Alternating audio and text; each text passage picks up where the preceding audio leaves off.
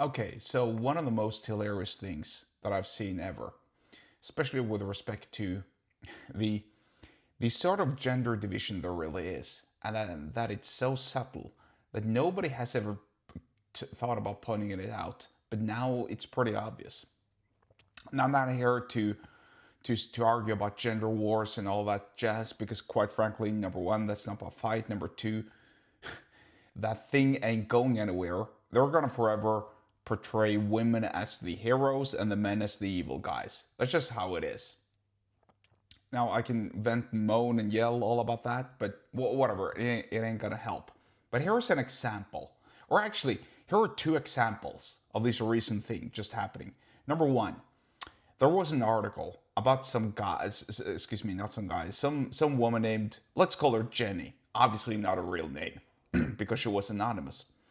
And this Jenny wanted an affair on her job, or actually admitted to having had an affair with a work colleague.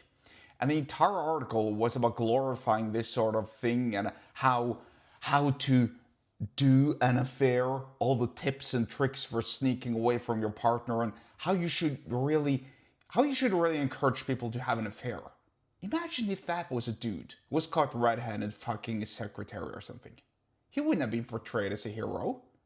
He would have been portrayed as somebody who was evil. And we all know that.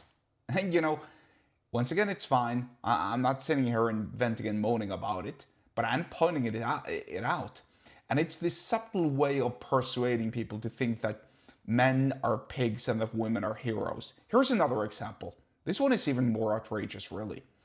Some woman who was doing some camping out in the wilderness, out in the woods in my country, said that all the men who walked past her or close to her where she was having her camp needed to say hi to indicate that they weren't a rapist or some sort of a person who wanted to assault her. I mean, are you hearing yourself out, lady? You're assuming that every single man is a rapist. That's not true. It's objectively not true. Now, supposedly, she had a bad experience. I don't know what that entails. I assume some creep must have snuck up on her, maybe taken a few photos. I don't know. There are creeps everywhere. But it doesn't apply to every single man. And it certainly doesn't indicate or justify that silly rule about having to say hello. Every single man who walks past me has to say hello. That's not how it works. Imagine if a dude had said that. Oh, I'm so fearful for my safety, so every single woman who walks by has to say hello. But we all know you just want to get in their pants, right? That's what it's like. And this subtle way of doing persuasion is suggesting that a certain group of people is behaving a certain way, whereas another group of people are behaving another way, without doing any sort of a research, without saying that these are the facts or something to that regard. I think you all know what I'm referring to here.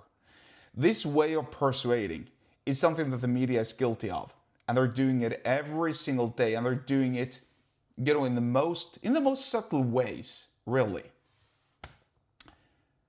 Nearly all of the times, admittedly not every single time, but most of the times, the perpetrator or the villain or the bad guy who does a crime is a man. Objectively, that's the truth because men, well, they do more, objectively. And when I say do more, I'm not saying that they work better. I'm just saying that they do more extreme stuff. Mostly. Hence, most of the perpetrators will be men who are sentenced in court. But that doesn't mean that there are more bad men than bad women. But that's what the media wants you to think. And the other way around. There's more good women than good men. And vice versa.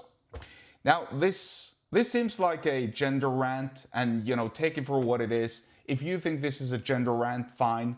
It's really not. This is just me pointing out the obvious and how persuasion really works. And I think I'll just leave it there. Go and have a look for yourself and just look for these signs. If you want to learn more about persuasion, sales, and business, get subscribed to my ad publisher list. The link to do so is below the episode description wherever you're watching or listening to this, and I'll see you there.